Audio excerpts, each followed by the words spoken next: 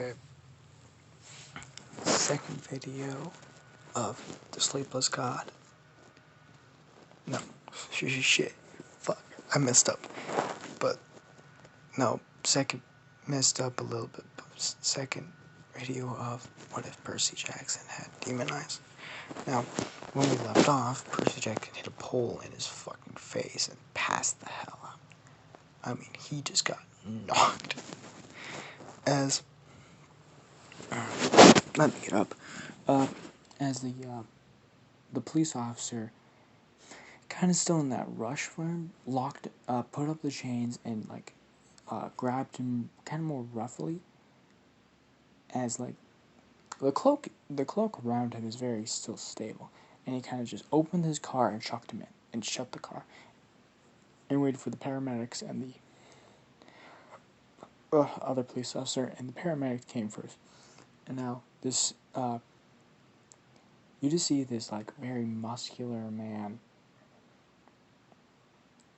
Max, the person who was talking to Percy first, Max, very, very muscular man, with, very muscular man, 6 foot tall, and he opens where's the kid? He's like, he's in my police officer. We're gonna go to the station. We're gonna do the normal shit. Nothing you have to worry about. And Max grabbed him, pulled him in, and said, "Are you a new recruit?" He's like, "No, I've been here for 2 months, 3 months." He's like, "Oh, okay. So you don't understand. You didn't look at the kid, did you? You were in the rush stage, didn't you? You need to take out of that stage. Look at the kid. Look at his injuries on his face, on his back, on his wound, on his sides, on his arm. We gotta get into the ambulance. We gotta go to the hospital." And he pushes him. Now, if you look closer, you see dog tags. You see dog tags. But you see a little bit more dog tags. Like fallen soldiers' dog tags on him. And he says, "Get him out of the vehicle, we gotta Jack, get the stretcher." And Max picks him up, basically like he doesn't weigh anything, and carry him to the stretcher. And we're just deathly hands. You just see him, Max, just look over the wounds, and you just see him look at the arm wounds, and he's like, okay, these are.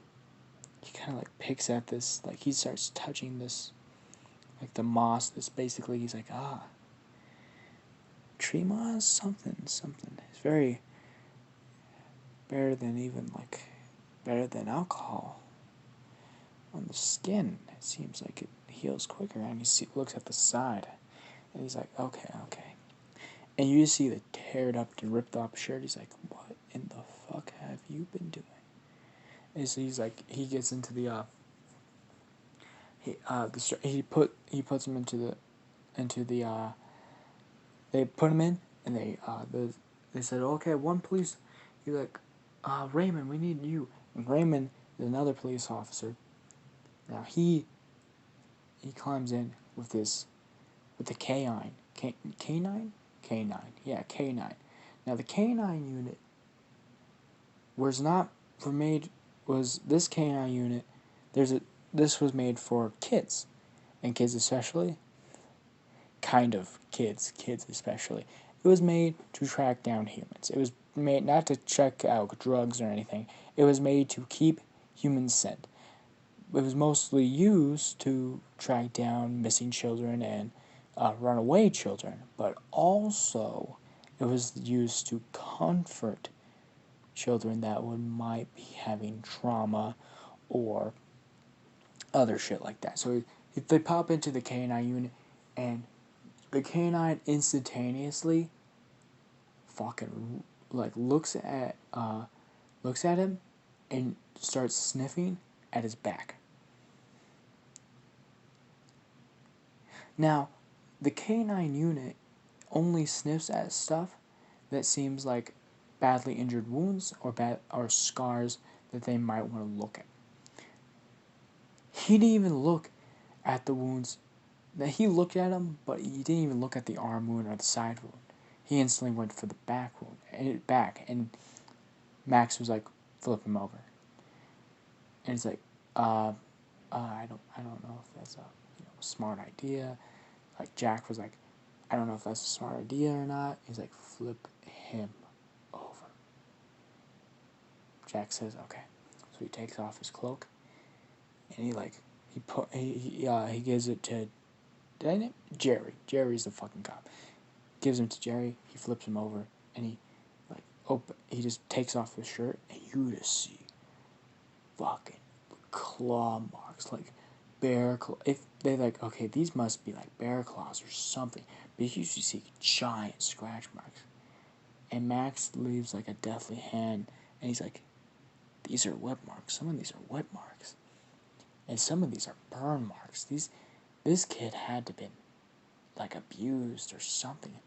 Like he was not like, and some like, he's like, some of these are animal marks, definitely. Like, and seen by the scars, he survived them, and maybe won. What is this? As Max just said, give me the cloak. As he hands him the cloak, and he's like, yeah, it seems like fur or something. I think I said it was they looked like it was a jacket, but now they see it as a cloak. They Max and they see it as a cloak. Now they see it as a wolf, like bearskin cloak or something. They don't see it as a hellhound cloak. What it actually is, like, this must be bear or something. This is like very nice fibers, and he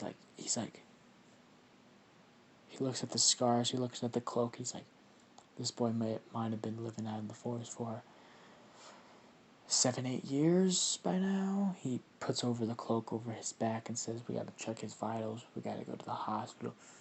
And he's like, I'll pay for everything. I don't care. As he just starts scratching his head, he's like, what is wrong with you? What a weird boy he is. As they finally get to the hospital. Now, time skip of like, let's say 2 hours. Actually, 3 hours. 3 hours because Percy is a half-blood, but nah. We're not gonna like make him immortal. Now, when Percy wakes up and his eyes are still closed, and he opens his eyes and he sees like a medical room, and no one there. Like no one's there. He's like shit. He's like he lifts up his body and he sees like he's got attached by wires, and he's like okay, this must be wires to check my vitals or something. And he looks over and he's like handcuffed. And he's like, fuck. I hate handcuffs. He's like, if I pull on these way too hard, they're gonna know I'm awake. And he's like, okay. And he hears footsteps. He's like, fuck. And his heart's beating quicker, like, no. Calm down. He starts leaning backwards to the bed, and he slowly calms down his heart rate, and he goes back down. And Max, Jack, and a female medic called Rachel pop in. Now, all of them are looking at like him, looking and saying, okay, his vitals are perfectly fine, no health effects, no nothing. He actually and he's like, Rachel starts playing like he actually has more muscle fiber. They check that shit.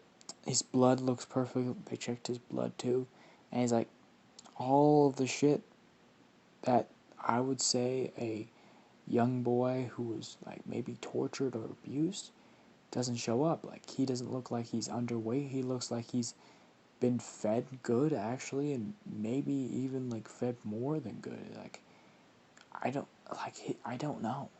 I don't know. He's a little too skinny for his age and his weight, but that's just it. He's just a little bit, not a lot.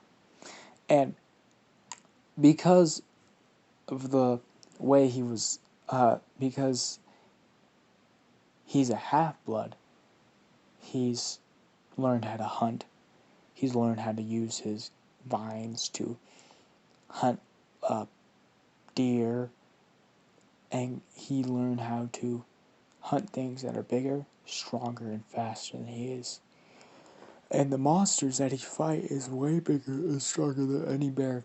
So he's taken down bears, not lions. He's taken down bears and other. He's taken out. What are they?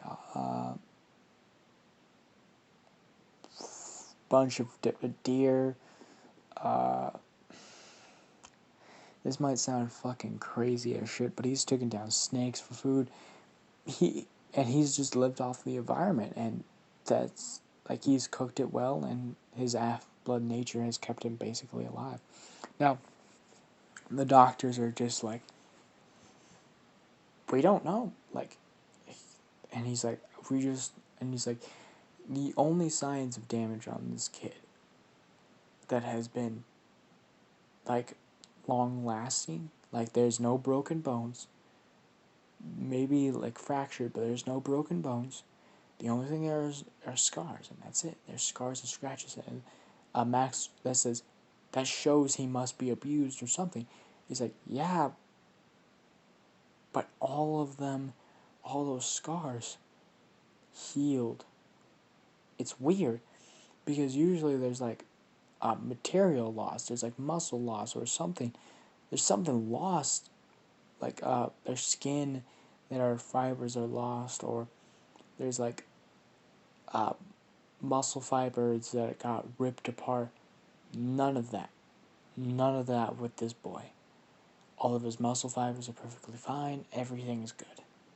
And they're like, how is that possible? We've seen his back. I've seen his back too. Now, as like Percy's hearing this, he's like, shit. Where's my cloak? He's like, fuck. Where's my cloak? Where's my sword? And he's like, okay. He's hearing this, and he's like, okay. They're good. They don't really know. And then they just said, let him rest, let him heal, because the wounds on his side and the wounds on his arms are still there and still alive. And he's like, okay. Okay. And they leave the room, and he starts hearing their footsteps leave, and he's like, okay. And he's like, and he just pop open his eyes, and you see his demon's eye open. You know, you already seen them. It's the same eye from the first. The picture is the same eye, and he starts looking around really quickly. I mean, incredibly quick. Now, the demon's eye have 3 abilities, 3 major and good abilities. 1, it multiplies everything by 2. His quickness, his reaction speed, everything. His knowledge, like how he can produce knowledge and how can he learn knowledge, by everything by 2. And every time he uses them, they basically cancel out. Like for right now, he's an hour and like 10 minutes on his demon's eye before they shut off. And when they shut off, a 24 hours mark hits. And when those 25 hours mark is done, he has an hour and 11 minutes. So he has 1 minute every time. As he starts looking around, figures out there's no cameras. There's no cameras. There's no nothing. There's nothing to basically keep him in except this lock and this fucking. Basically, it's like an alarm system. Like if he pulls out his thing, it will basically alarm them to say he's awake, and he pulled it out, or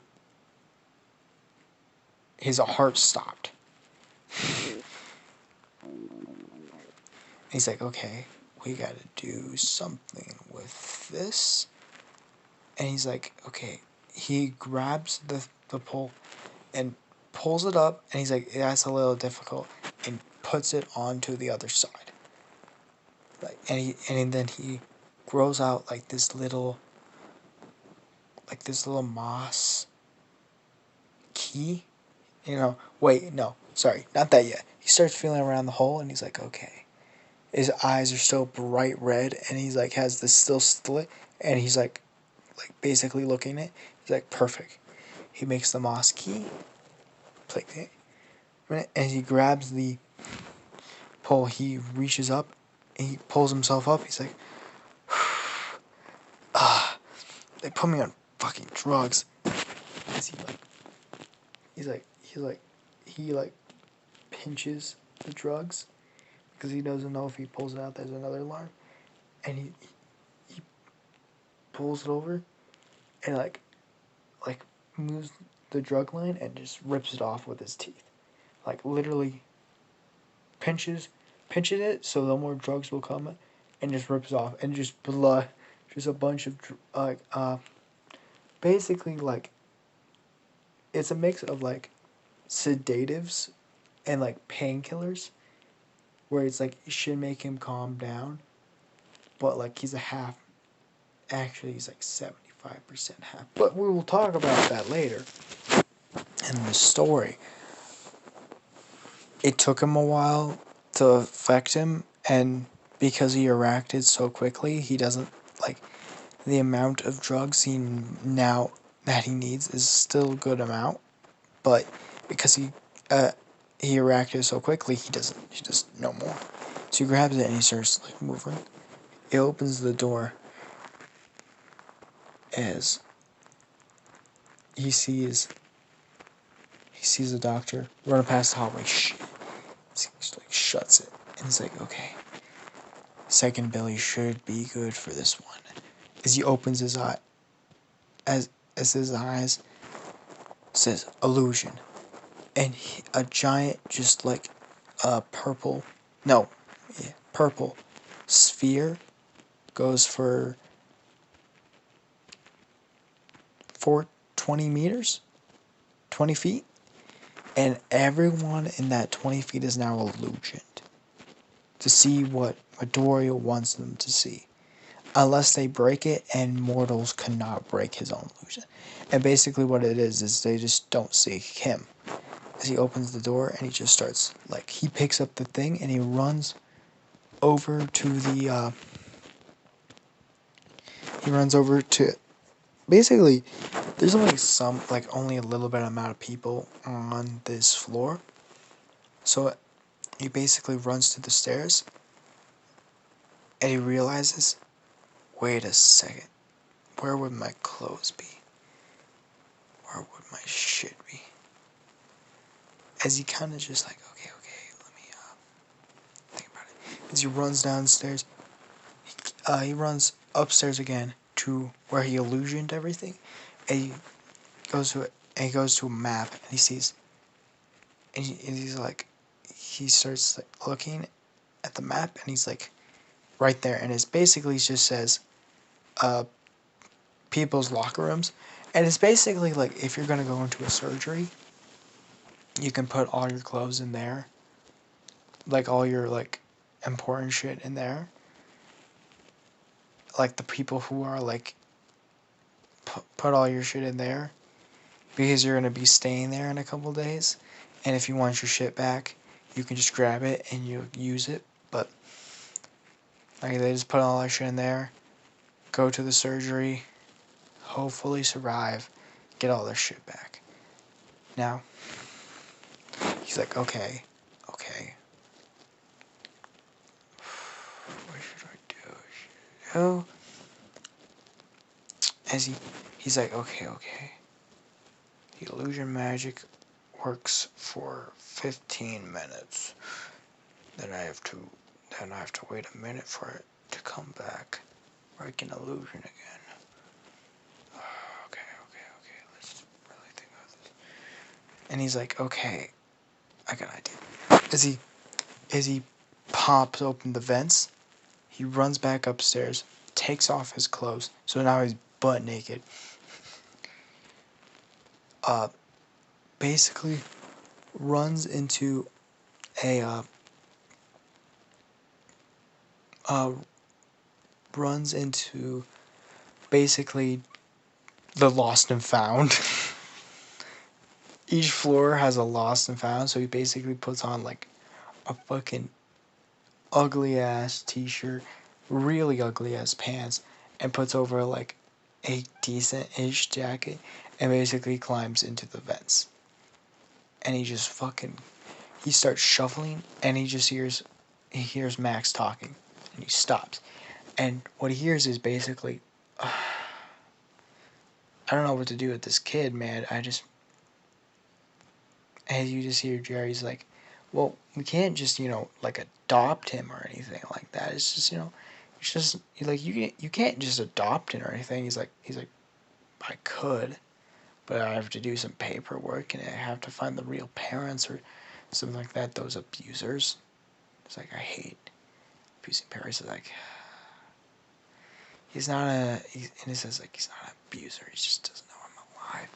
As he starts climbing through the fence again, as he makes it to the locker room, and not a lot of doctors go over there, and he breaks through the vents, and he climbs out through the vents, and he kind of just hops over, opens the door, uh, open.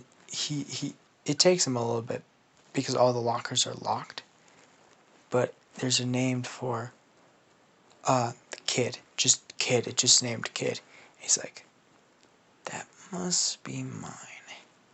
As he makes a very just basic vine work, vines because it's vine, and he fills it up with water, and he just makes it stronger, and he just busts the lock.